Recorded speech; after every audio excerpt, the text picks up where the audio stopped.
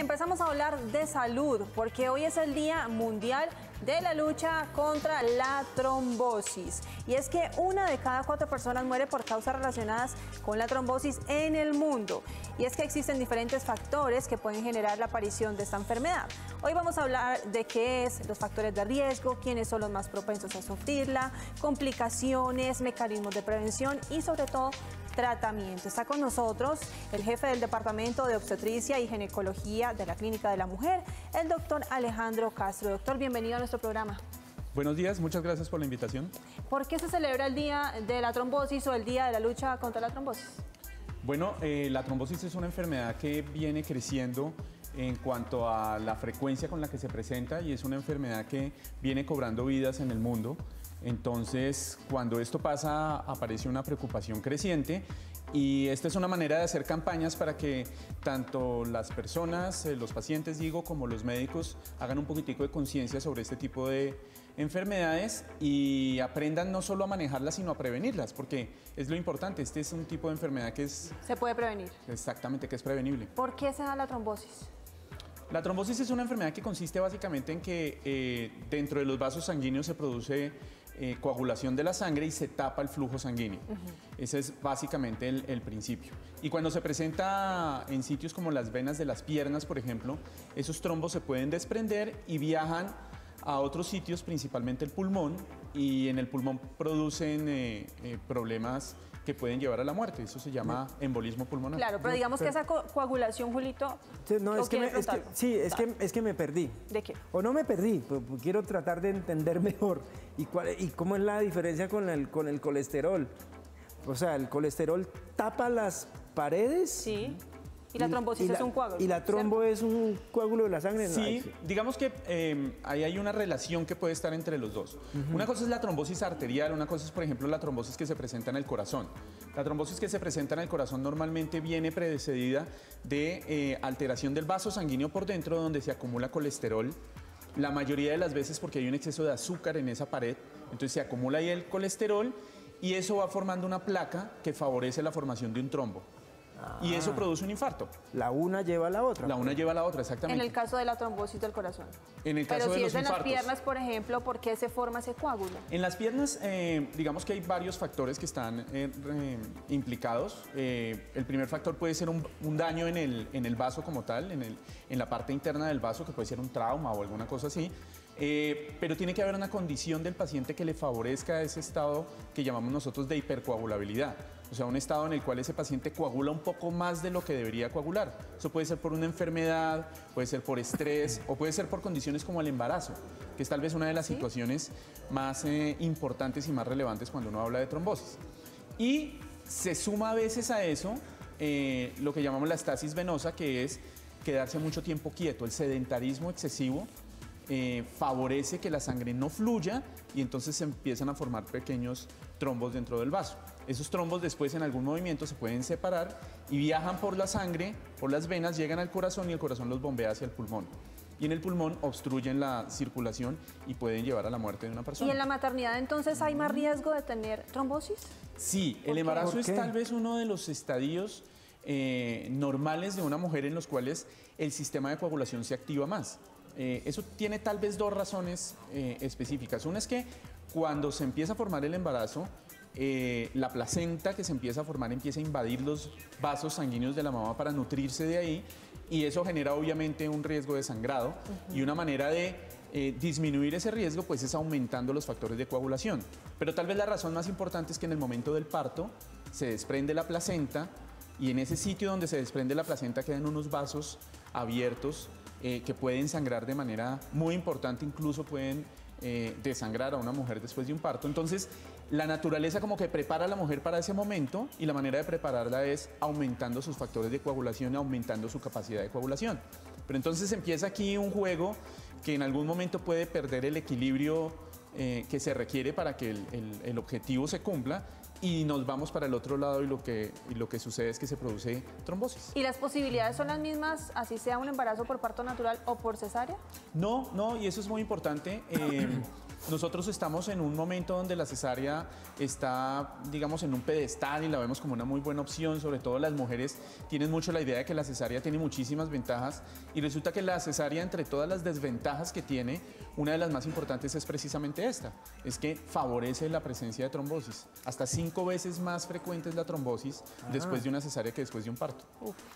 En las cirugías también hay muchos riesgos de que se genere una trombosis, ¿verdad? Sí, depende del tipo de cirugía, depende del tiempo que dure la cirugía, depende de la causa de la cirugía.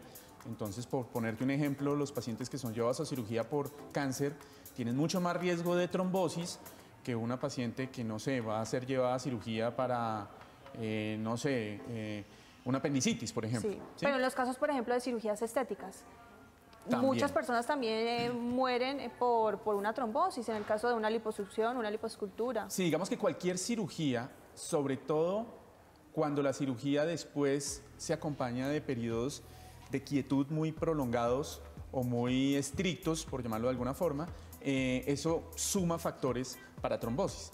Un problema tal vez que vale la pena mencionar es que muchas de las personas que tienen factores de coagulación elevados o situaciones o patologías que hacen que se coagule más la sangre no lo saben, porque no son cosas que salten a la vista, simplemente hace el proceso, hace la trombosis y luego en el estudio nos enteramos que tenía un problema genético, heredado o un problema nuevo que favorece la coagulación. O sea que la mejor medicina es hacer ejercicio.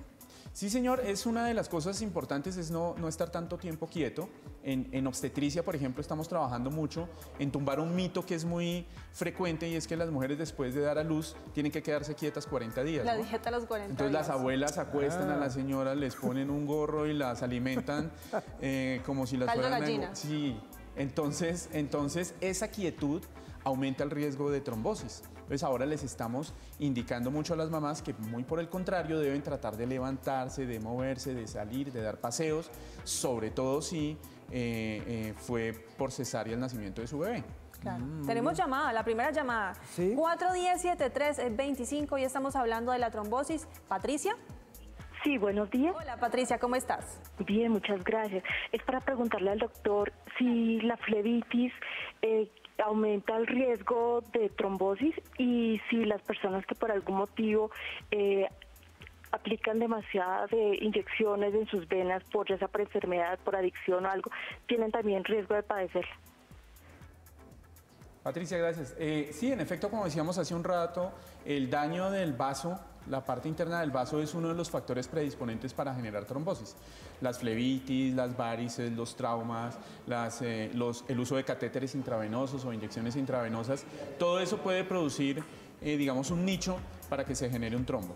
Y en el caso de las personas que tienen varices o que tienen tendencia a, digamos, heredar las varices, ¿también pueden tener un riesgo de sufrir de trombosis? Sí, digamos que la presencia de varices hace que el flujo de la sangre varíe un poquitico y hay mayor tendencia a producir trombosis. Vale decir que normalmente no hay un solo factor que genere el problema, ¿no? Normalmente es la suma de muchos factores, pero tal vez lo importante es que muchos de esos factores son manejables, ¿no? Entonces, por ejemplo, para las personas que tienen varices, usar las medias antivarices es una muy buena manera de disminuir ese riesgo. Eventualmente, cuando son varices muy importantes, operarlas también es importante.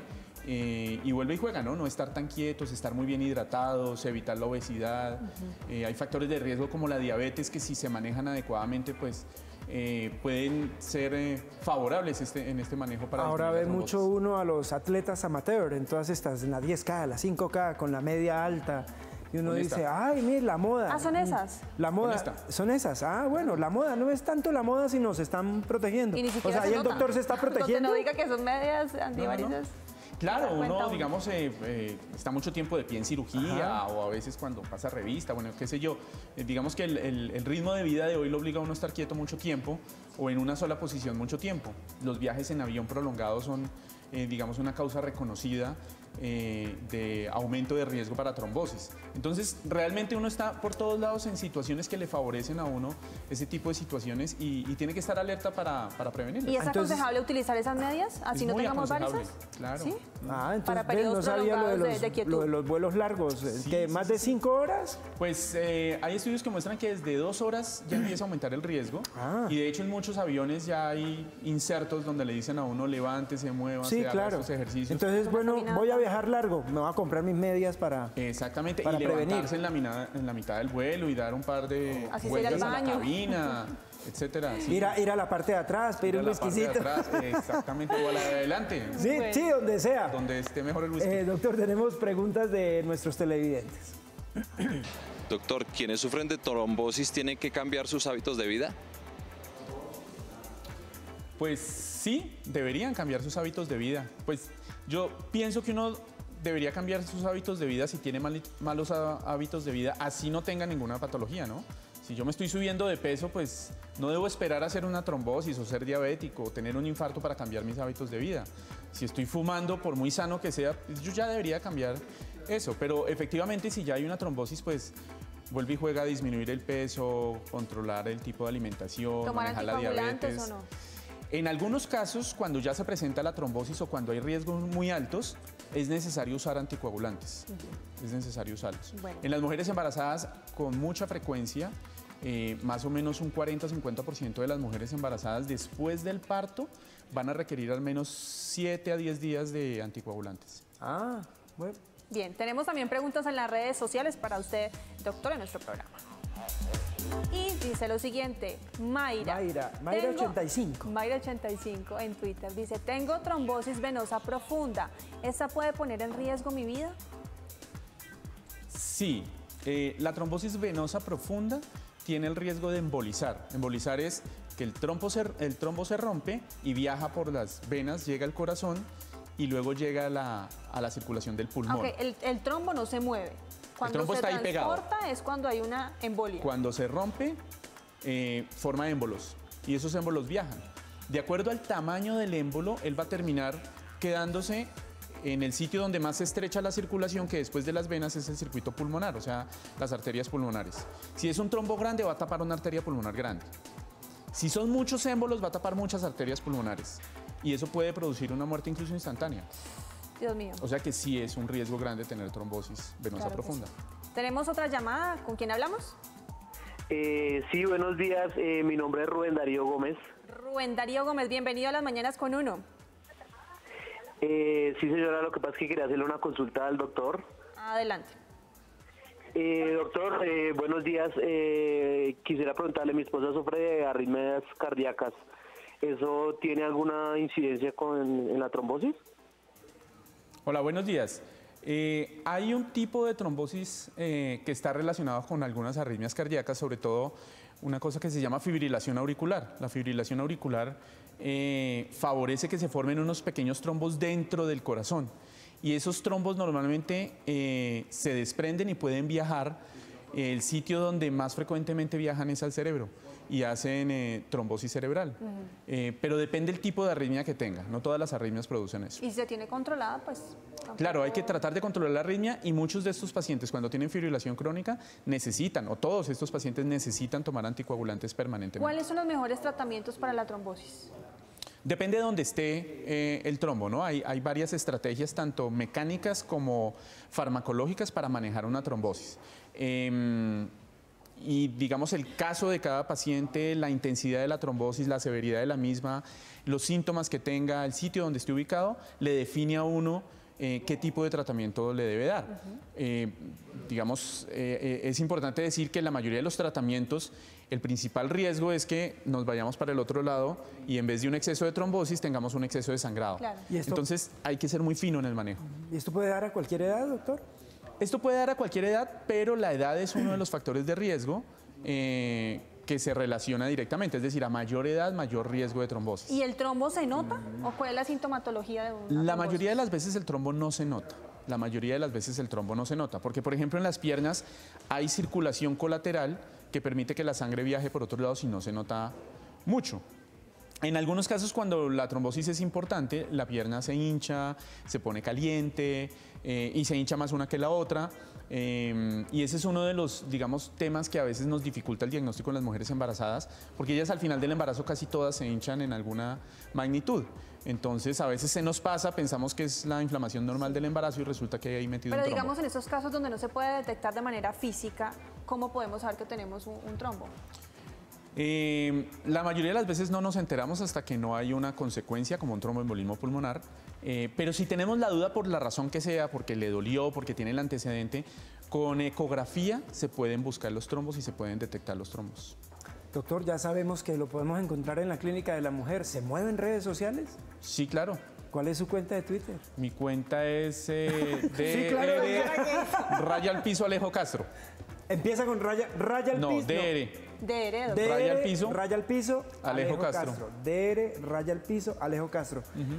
Muchísimas gracias, doctor. Allá nació mi hija. ¿Sí? Micaela nació allá en la Vea, pues. clínica. Muchísimas gracias por habernos No, a ustedes acompañado por la esta invitación. mañana.